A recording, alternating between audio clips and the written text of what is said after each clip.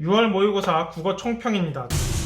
다들 시험이 좀 어려웠죠? 그런데 시험 당일 언론에서 막 국어가 어려웠다고 기사를 쏟아냈어요. 읽어보면은 작년 수능보다는 쉬웠대요.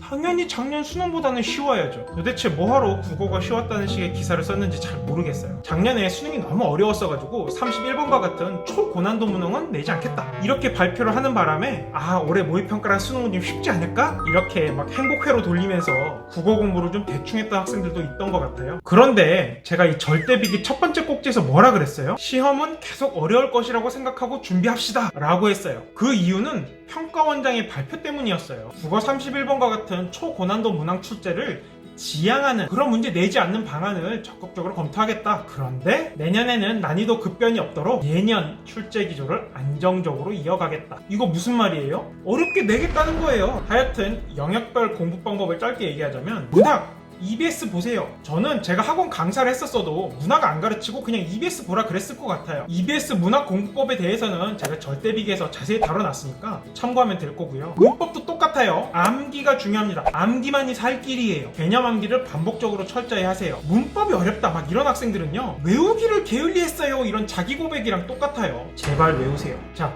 문제는 독서죠. 작년 수능이 특별히 더 어려웠던 이유는 만만한 지문이 없었기 때문이에요. 보통 시험이 어렵다 그러면 한두 지문 정도가 좀 많이 어렵고 나머지는 그래도 좀 쉽게 풀만 해야 되거든요. 그런데 작년 수능은 화작부터 시작해서 막 시간을 잡아먹고 좀 어려운 문제가 아니라 미친듯이 어려운 문제가 나왔어요. 막 시험 시작부터 끝날 때까지 계속 강펀치를 때린 거예요. 그래서 시간이 부족하고 멘탈이 나간 학생들이 시험을 많이들 망쳤죠. 그런 비판들 때문이었는지 이 학생들의 정신건강을 고려해서 쉬운 지문을 앞에 두고 어려운 지문을 마지막에 만날 수 있도록 한 것 같아요. 아마 이런 경향은 수능 때도 그대로 이어지지 않을까 싶습니다. 어려운 문제도 나오지만 좀 많이 쉬운 문제도 같이 들어있는 형태. 제가 이 절대비기에서 시험 어렵다고 리트 기출문제 같은 거 풀어야 되냐 거기에 어떻게 답했죠? 1등급 받고 나서 풀라 그랬어요. 그 전까지는 수능 기출문제 중심으로 출제자의 패턴을 충분히 익히는 게 최선이에요. 이렇게 공부해도 고난도 지문을 풀 수 있는 충분한 힘을 기를 수가 있어요. 수능 기출문제 계속 열심히 반복해서 공부하는 건 당연한 건데 제가 절대비기에서도 이야기했듯이 실제 시험에서 너무 어려운 문제를 만나면 어떻게 하죠?